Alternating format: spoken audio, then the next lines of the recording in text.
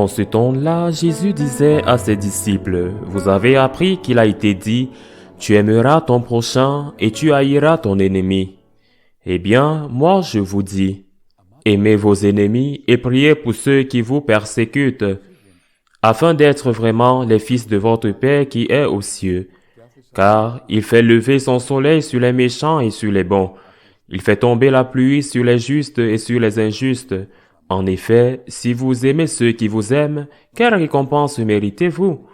Les publicains eux-mêmes n'en font-ils pas autant? Et si vous ne saluez que vos frères, que faites-vous d'extraordinaire? Les païens eux-mêmes n'en font-ils pas autant? Vous donc, vous serez parfaits comme votre Père céleste est parfait. Acclamons la parole de Dieu. Non seulement ce commandement de Jésus, mais bien sûr, c'est aussi un de ceux qui nous secouent et nous font nous sentir comme des pygmées, trop petits, pour pouvoir gravir une haute montagne.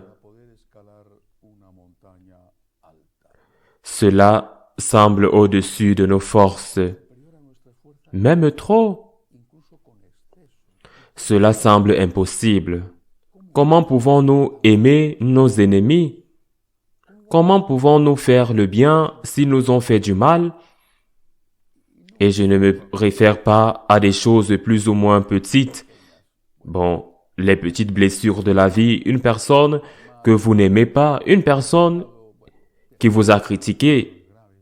Mais bon, mais à des choses plus graves, des personnes qui nous ont fait du mal, les nôtres. Comment pouvons-nous les aimer?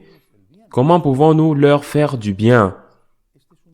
C'est un de ces commandements sublimes, divins, car il nous invite, comme le dit Jésus lui-même, à être parfait, comme Dieu le Père est parfait.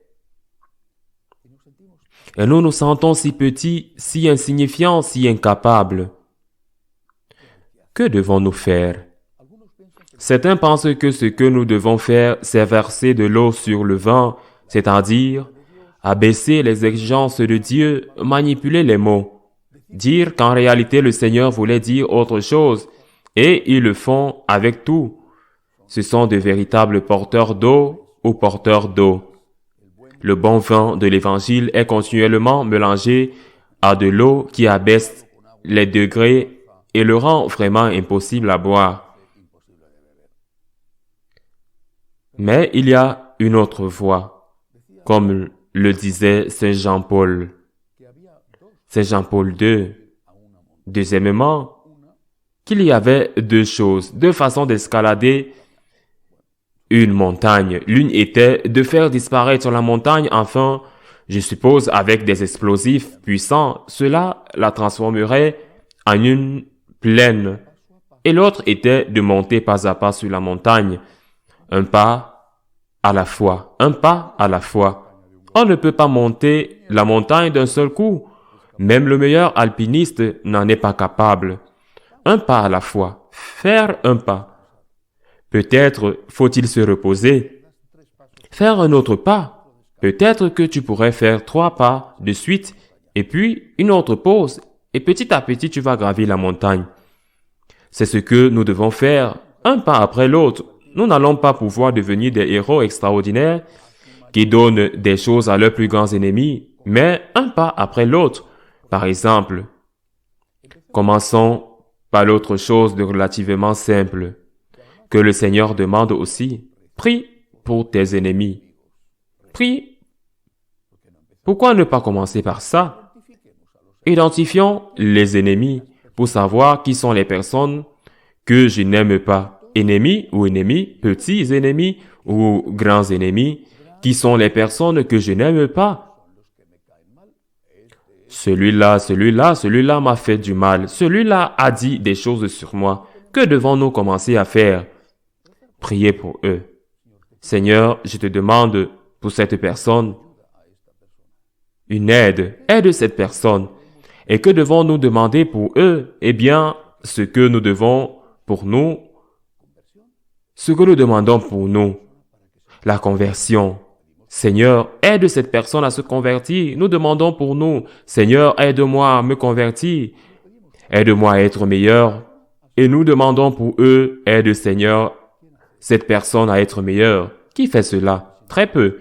Et pourtant, c'est la première étape de cette ascension vers la montagne. Saint Jean de la Croix dirait l'ascension vers le mont Carmel.